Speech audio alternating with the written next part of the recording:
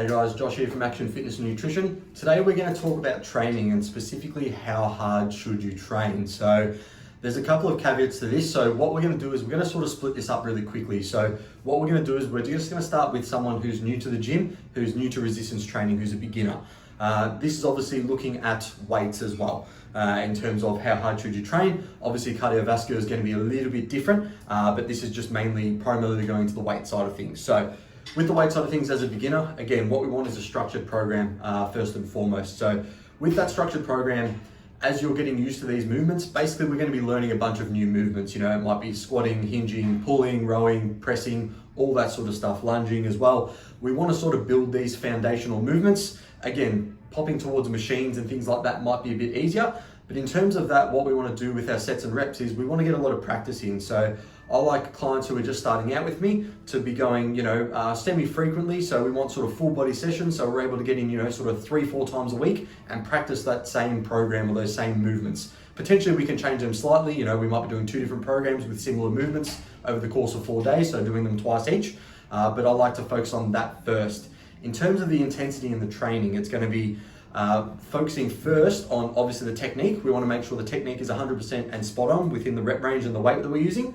From there, then we want to worry about sort of starting to push those sets, especially that last set, close to failure. It's going to be, a technique in itself to actually learn to train close to failure and to keep that tension on your muscle as well. So a lot of people, the first thing will be getting that technique, and then that second sort of phase is going to be actually learning how to train close to failure without other things taking over. So for example, doing a chest press, your chest starts to hurt, it starts to want to take away, and your shoulders start getting involved. So we want to, again, be in a position where we know how to take this close to failure. So what I'd recommend for a beginner is obviously working pretty hard, making sure that last set you can probably get within, maybe I could do another 5 reps, and then potentially on exercises you feel safe and comfortable and you feel you can really push hard, I'd go really, really close to failure on that last set. And then obviously we're looking at progressive overload, which is going to be the main principle through all this, is training hard and we're progressively overloading. So we're always getting stronger every single week we're coming in, whether that be, we're doing a bit less rest, we're doing another rep, we're doing a little bit more weight, or we're adding some volume in terms of sets. So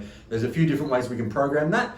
The last thing we'll talk about is tempo. So tempo is how quickly you're going to move the weight. So again, with a beginner, what I prefer to do is a slower tempo. So we might be, let's say for example, doing a seated row, might be like a 2-1-2-1 tempo where we're controlling back for 2 seconds, we're focusing on that peak contraction and squeeze, making sure we're feeling the right muscles, and then controlling back under load. So obviously the weight will be a lot lighter, but again, we're going to learn to control and actually activate the right muscles that we want to train. And then from there, we can start pushing the intensity through.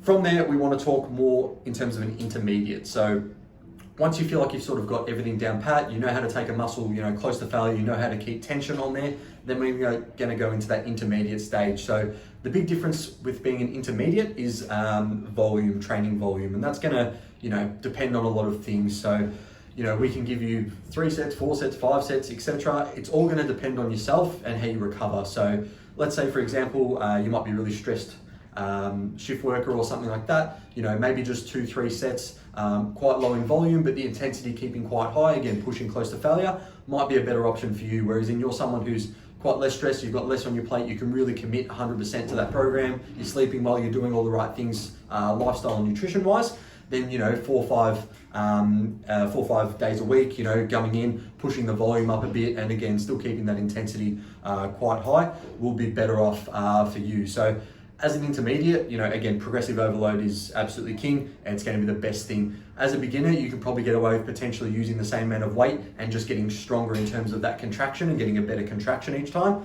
Once you become an intermediate, it gets to a point where it's like, you're just going to have to work harder. So, pushing close to muscular failure, and I definitely recommend, especially on machines, taking most of those sets, especially the last set, on failure, if not maybe 1-2 reps away. But again, a lot of people don't know how to train to actual failure, so it's really good every now and again to just do a set to absolute failure to see how many reps you have left in the tank. And that's going to sort of gauge, okay, how many reps that I have left, and how to structure those previous sets to work your way up to that sort of top set of hitting failure as well. On that, we're just going to talk about exercise selection now. So obviously we've given you that difference between the sort of beginner and intermediate and how hard you should train.